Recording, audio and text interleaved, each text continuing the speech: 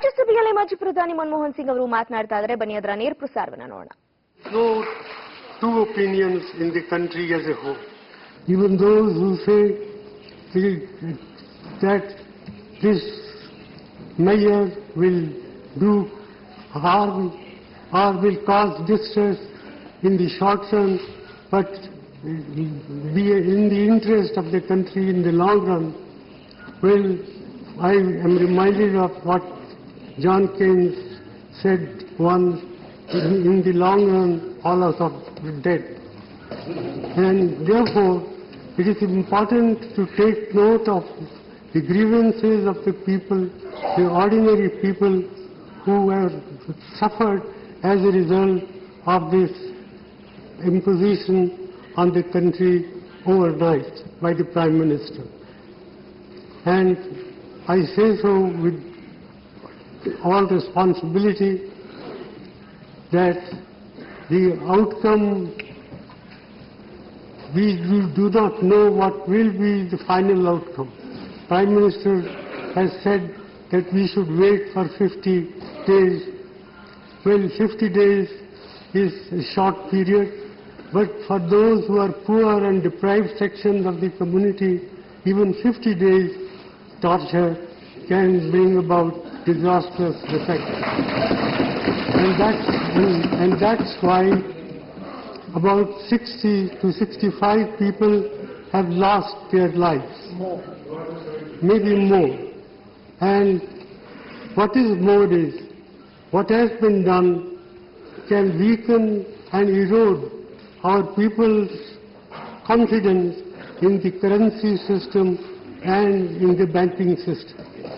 One, I would like to know from the Prime Minister the names of any countries he may think of where people have deposited their money in the bank, but they are not allowed to withdraw their money.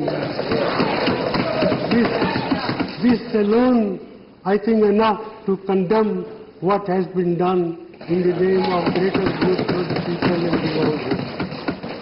And, sir, I would further like to point out that in my opinion, this scheme of monetization, the way it has been implemented, will hurt agricultural growth in our country, will hurt small industry, will hurt all those people who are in the informal sectors of the economy.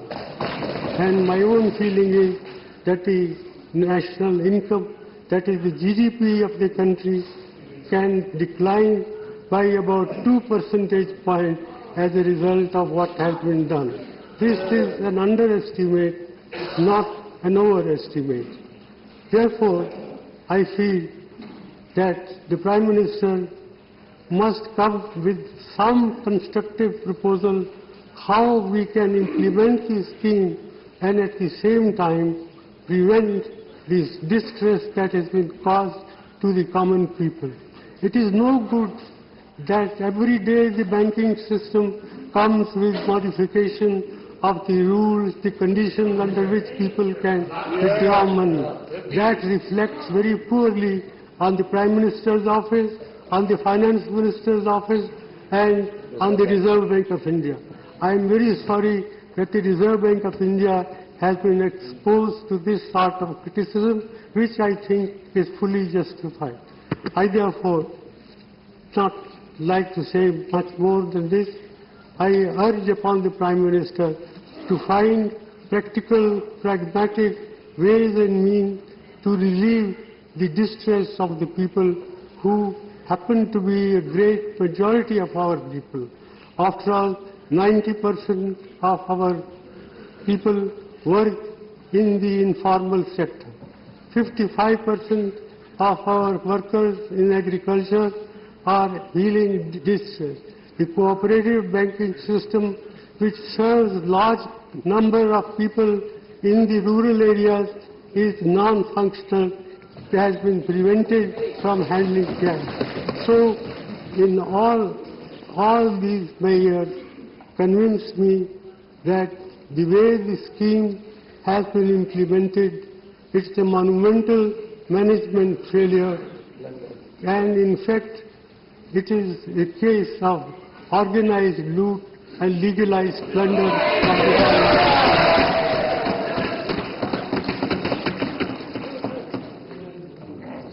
With these words, sir, I conclude it is not my intention to pick holes in what one side does or another side does, but I sincerely hope that the Prime Minister will, even at this late hour, will help us to find practical, pragmatic ways and means to provide relief to the suffering people of this country. Thank you. Thank you.